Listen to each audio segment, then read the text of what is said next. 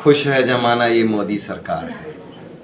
आनंद, उमंग, उल्लास, जातिवाद के झगड़े में पूरे देश को उलझाए रखा, लेकिन मोदी जी ने स्पष्ट कर दिया जातियां तो चार ही है, युवा, महिला, गरीब और किसान।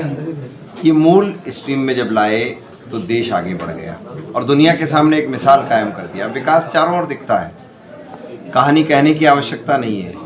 और ये अपने संसदीय क्षेत्र में भी दिख रहा है, चाहे वो मेडिकल कॉलेज हो, चाहे सीआरपीएफ का विकास हो, चाहे रेलवे का विकास हो, चाहे सड़कों का हो, चाहे सिंचाई हो, चाहे पर्यटन की सुविधाएं हो। अद्भुत परिवर्तन है और इसीलिए घर घर में खुशियां हैं। तभी तो लोग कहते हैं इस बार 400 पार। नहीं, देखिए, एक बहुत लंबे समय से नीमच की जनता के मन में था, कनेक्टिविटी को लेकर बातचीत थी और इसीलिए हमने सबसे पहले नीमच चित्तौड़ दोहरीकरण करवाया मेरे कार्यकाल में। उसके बाद नीमच रतलाम दोहरीकरण आगे बढ़ा, नीमच बड़ी सादड़ी रेल लाइन आई और नीमच सिंगोली कोटा। अब ये नीमच चारों तरफ से अद्भुत रेल कनेक्टिविटी से जुड़ा है और इसलिए भविष्य में नीमच के क्षेत्र को, नीमच जिले को विकास के नए सोपान मिलेंगे।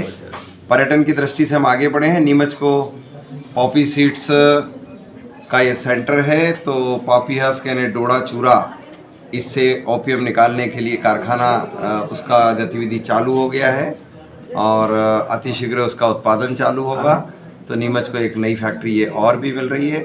7,000 करोड़ की लागत से 1440 मेगावाट बिजली उत्पादन का नया केंद्र शिमला में प्रारंभ हुआ है, तो सिंगोली में प्रारंभ हुआ है।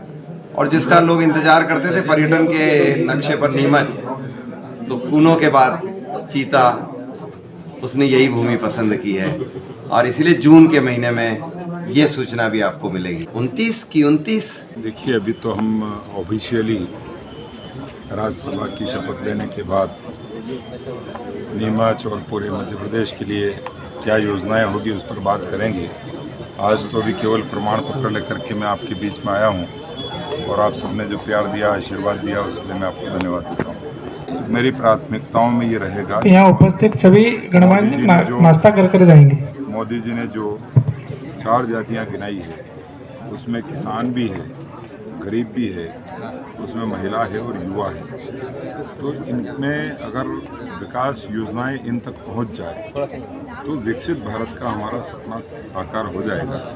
मोदी जी के विकसित भारत के सपने को साकार करने के लिए कार्यकर्ता के रूप में हम काम करेंगे।